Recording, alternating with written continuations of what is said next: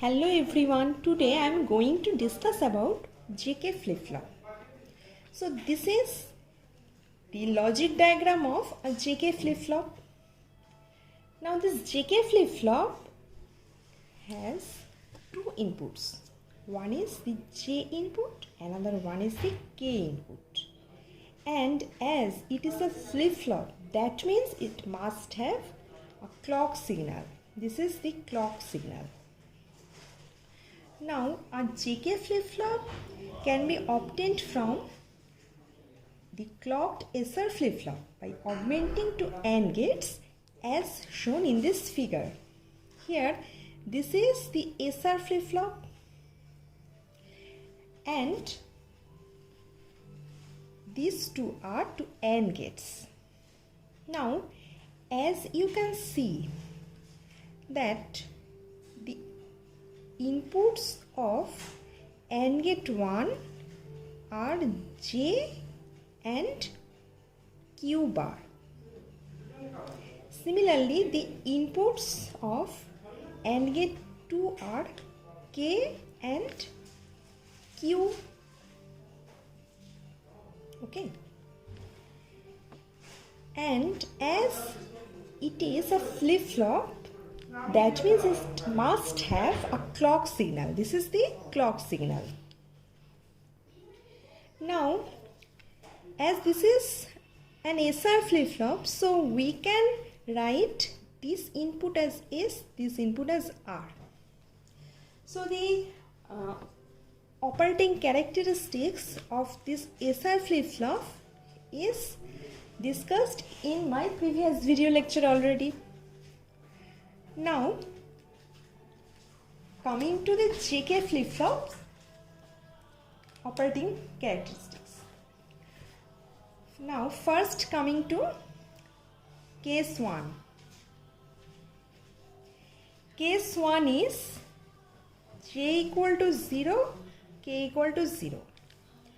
So, J is 0, K is 0 here.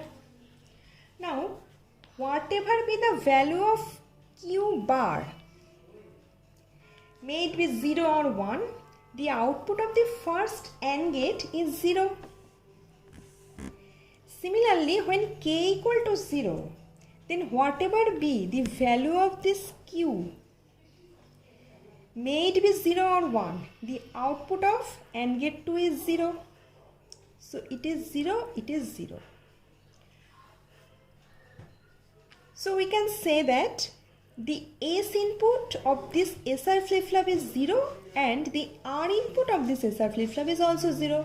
So what will happen when S, R both are 0? The output of the SR flip-flop remains unchanged. So if the previous state output is 0, then the next state output will also be 0. Similarly, previous state output is 1, next state output will also be 1. Next, coming to case 2. Case 2, we are giving J equal to 0, K equal to 1. Okay, and we are assuming that the previous state of the flip-flop is set. That means previous state output